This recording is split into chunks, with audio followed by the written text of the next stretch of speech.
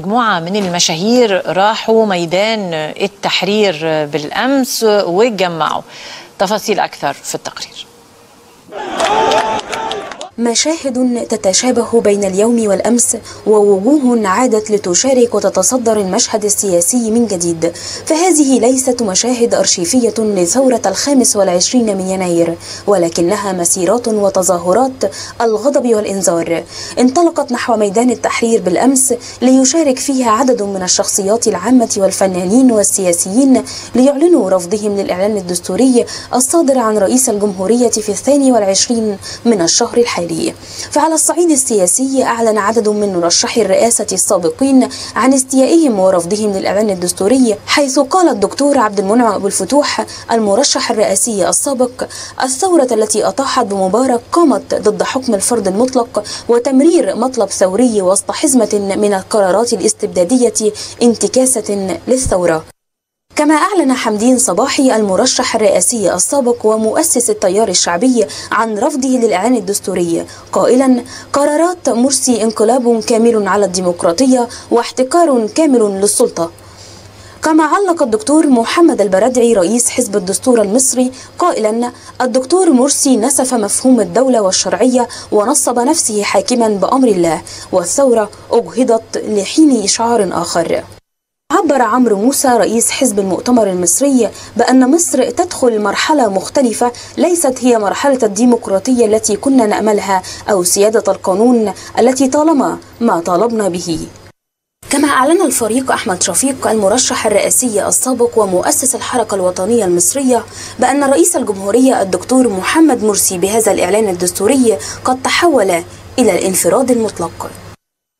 وكما كان هناك العديد من الرافضين للإعلان الدستوري، كان هناك على الصعيد الآخر عدد من المؤيدين لقرارات الرئيس محمد مرسي، حيث أعلن الشيخ حازم صلاح أبو اسماعيل المرشح الرئاسي السابق قائلا: إنه لا يوجد إنسان سوي على مستوى مصر إلا وتقلقه الإجراءات الاستثنائية، لكننا لا نستطيع أن ننفصل عن الواقع. كما أعلن عن تأييده للإعلان الدستوري كخطوة جيدة نحو تحقيق مطالب ثورة 25 من يناير. كما أعلن الدكتور صفوت حجازي رئيس مجلس أمناء الثورة أن الرئيس محمد مرسي لديه مسؤولية سياسية كبيرة لتنفيذ مطالب الثورة، لافتاً إلى أن الإعلان الدستوري يحقق الجزء الأكبر من هذه المطالب. أيضاً أعلن الشيخ السلفي محمد عبد المقصود قائلاً أن القول بأن الرئيس محمد مرسي أصبح دكتاتوراً هو كذب وافتراء، وأضاف أن الرئيس محمد مرسي ما فعل ذلك إلا استجابة لمطالب الشعب. كما عبر الدكتور محمد البلتاجي أمين عام حزب الحرية والعدالة أنه كان لابد من التصحيح ونطالب الرئيس باستكمال مسيرة التطهير. وإن كان المشهد على الصعيد السياسي ما بين مؤيد ومعارض، اختلف الأمر على الصعيد الفني ليكون الرفض والتنديد بالإعلان الدستوري هو البطل الأوحد، حيث عبر الفنان خالد صالح قائلا: إن الإعلان الدستوري الجديد الذي أصدره الرئيس محمد مرسي ما هو إلا افتراءات على القانون والدستور وتكريس لوجود ديكتاتور جديد.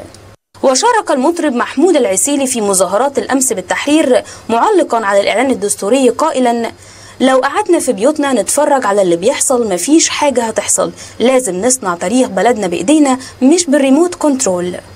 كما عبر الفنان خالد الصاوي بأن قرارات الرئيس محمد مرسي التي اتخذها ستعيدنا للوراء إلى ما قبل الثورة العرابية منذ 200 عام. فها هي آراء سياسيين وفنانين وشخصيات عامة في مجالات شتى تعبر عن آرائها لتؤكد تواجدها الدائم والمستمر حتى تنعم مصر بمستقبل أفضل. هند النعساني، البلد اليوم.